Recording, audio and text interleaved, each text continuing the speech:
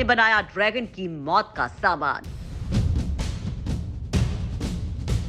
एक झटके में 10,000 बमों से मारेंगे चीन पाकिस्तान। मोदी के आत्मनिर्भर बम की दुनिया में धमक। दोस्तों, यूक्रेन वॉर को देखते हुए मोदी सरकार ने एक साथ कई तगड़ी तैयारी कर ली है। भारत के एडवांस ब्रह्मोस चीन और पाकिस्तान का टेटुआ दबाने को तैयार है, तो एमआर-सैम मिसाइल दुश्मन को जलाकर राख करने के लिए तैनात है। तो वहीं दोस्तों, अब भारत ने और हथियार बना डाला है, जिसकी आहट भर पाकर चीन बेचैन है तो पाकिस्तान के होश फाख्ता है। भारत ने एक साथ 10,300 बमों से हमला करने की तकनीक इजाद कर ली है। 1, 2 या 100, 200 या 1000, 2000 बम नहीं, पूरे के पूरे 10,300 बमों से एक झटके में हमला करने की काबिलियत हिंदुस्तान के वैज्ञानिकों ने सालों की कड़ी मेहनत और दशकों लंबे चले रिसर्च के बाद खोज ली है। इस तकनीक का तोड़ ना तो चीन के पास है और ना पाकिस्तान के पास। जब से इन जलनखोर पड़ोसियों को पता चला कि भारत ने ऐसी टेक्नोलॉजी डेवलप कर ली है जिससे एक साथ 10,300 बमों से अटैक किया जा सकता है, दोनों मुल्कों की घिघी बन गई है। दोनों देश थर-थर कांप रहे हैं, उनके हलक सूख चुके हैं, जबान एक शब्द भी बोलने से इनकार कर चुकी है। भारत के हिस्से में एक और उपलब्धि हासिल करने का कारनामा किया है मध्य प्रदेश के जबलपुर जिले की ऑर्डिनेंस फैक्ट्री के वैज्ञानिकों ने। उन्होंने ऐसा हथियार बना डाला जिसकी काट ना तो चीन के पास है और पाकिस्तान के पास उसके काट की कल्पना तक करने की ताकत नहीं है। यह हथियार स्टील्थ टेक्नोलॉजी को भी मात दे सकता है और जल, थल या आकाश कहीं से भी और कहीं पर भी दुश्मन का जहन्नुम का टिकट काट सकता है।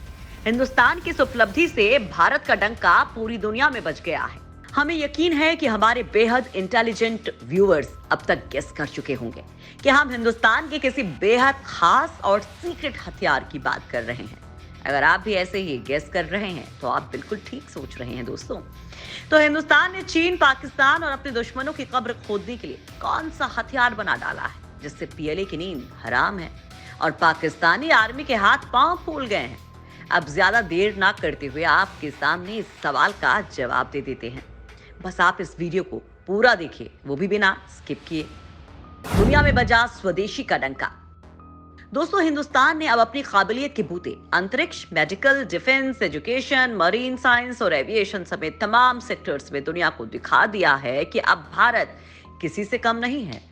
एलएसी से लेकर अंतरिक्ष तक हिंदुस्तान के खिलाफ साजिशें रचते चीन को अब भारत ने उसकी नानी याद दिलाने के लिए बेहद ताकतवर हथियार बना लिया है।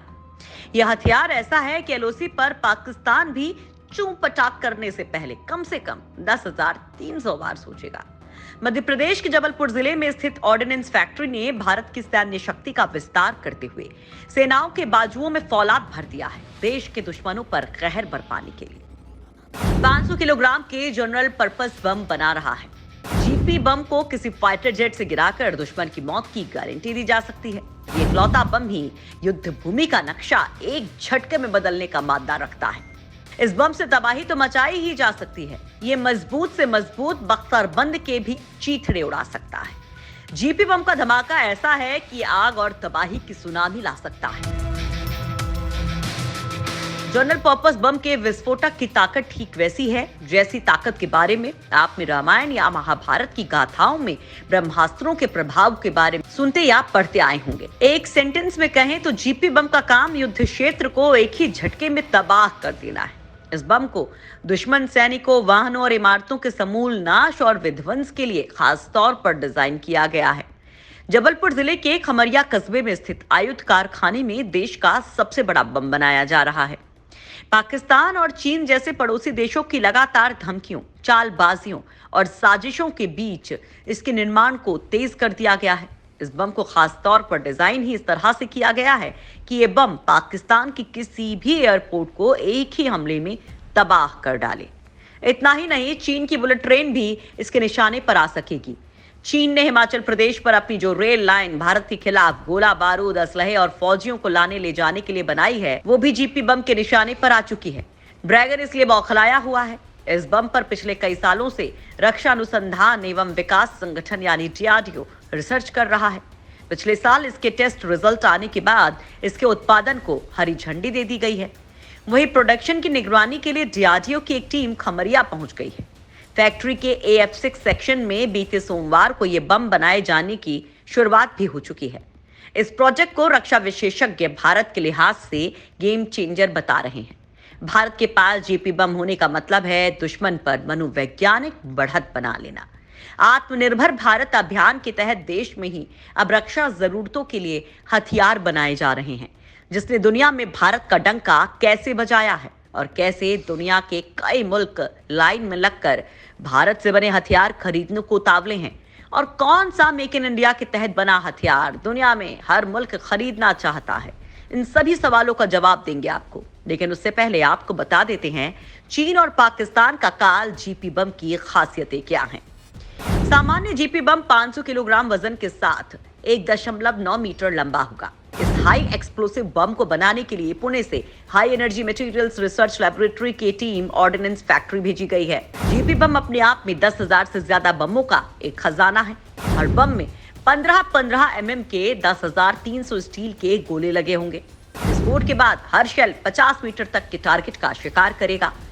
यानी जीपी बम खुद में 10,300 बमों के एक फौज को समेटे हुए दुश्मन पर तबाही बनकर टूटेगा। खास बात यह है कि स्टील के गोले 12 mm की स्टील प्लेट में भी घुस सकेंगे, जिसके कारण ये किसी भी सुरक्षा कवच को कागज के पन्नों की तरह चीर कर रख देगा।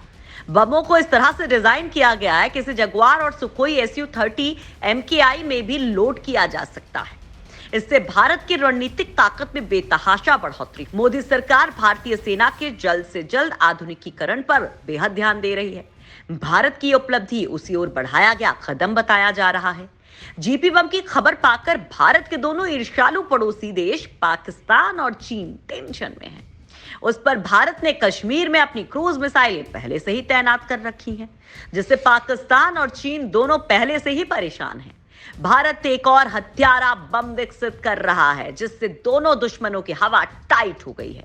जीपी बम रणनीतिक दृष्टि से भारत के लिए बेहद महत्वपूर्ण है। जीपी बम भारतीय सेना को न सिर्फ जंग के मैदान पर अजेय योद्धा बनाएगा, बल्कि ये भारतीय सेना को और फौलादी बना देगा। दोस्तों, ये तो रहे भारत के दुश्मनों की किलर बम जीपी की खासियतें। भारत डिफेंस इक्विपमेंट्स को बड़े पैमाने पर बना रहा है और एक्सपोर्ट भी कर रहा है। पहले जिस भारत की इमेज दुनिया के सबसे बड़े डिफेंस इंपोर्टर देश के तौर पर होती थी, उसी भारत की पहचान अब तेजी से दुनिया में हथियारों के बड़े सप्लायर के तौर पर होने लगी है। चीन और पाकिस्तान उभरते भारत के मेक इन इंडिया प्रोग्राम से टेंशन में है। भारत पिछले 7 सालों में न केवल रक्षा उपकरणों के उत्पादन में आत्मनिर्भर बनने की कोशिश कर रहा है, बल्कि हम 72 देशों को हथियार बेच भी रहे हैं। हम अभी 209 रक्षा उपकरणों का उत्पाद कर रहे हैं, जिन्हें पहले दूसरे देशों से खरीदते थे। भारत अब चुटकी बजाते ही ब्रह्मांड में किसी भी मुल्क की चटनी बनाने की काबिलियत तो हासिल कर ही चुका है। भारत अब दुनिया के सबसे बड़े हथियारों के सौदागर मुल्क यानी कि अमेरिका का विकल्प भी बनता जा रहा है। मोदी सरकार ने अगले वित्त वर्ष के लिए 68% बजट स्वदेशी उपकरणों पर खर्च करने का लक्ष्य रखा है। पिछले महीने की समीक्षाओं में ये सामने आया कि सेना को 1,000 करोड़ रुपए के करीब का टेंडर विदेशी कंपनियों को सौंपना पड़ सकता है, लेकिन सरकार ने अंतिम समय में इस आवंटन को खत्म कर इसके स्वदेशीकरण का फैसला कर लिया।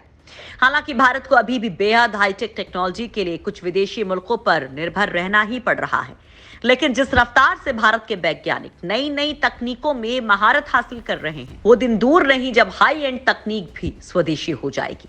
हमारे डिफेंस सोर्सेज बताते हैं कि थल सेना 75 से 76% स्वदेशी खरीद का लक्ष्य रखने वाली है, जबकि नौसेना 70% तक पहुंचने का लक्ष्य रखेगी और वायुसेना 62% का लक्ष्य रखेगी, ताकि भारत की पूंजी विदेशी मुल्कों में नहीं, अपने ही मुल्क के विकास के काम आए। ऐसा इसलिए किया जा रहा है क्योंकि राफेल लड़ाकू विमानों, उसके सहायक उपकरणों और S-400 वायु रक्षा प्रणाली के लिए वायुसेना का इंपोर्ट बजट बेतहाशा बढ़ा हुआ है। मोदी सरकार नहीं चाहती कि भारत ज्यादा दिनों तक अपनी रक्षा जरूरतों के लिए बाहरी मुल्कों के भरोसे रहे।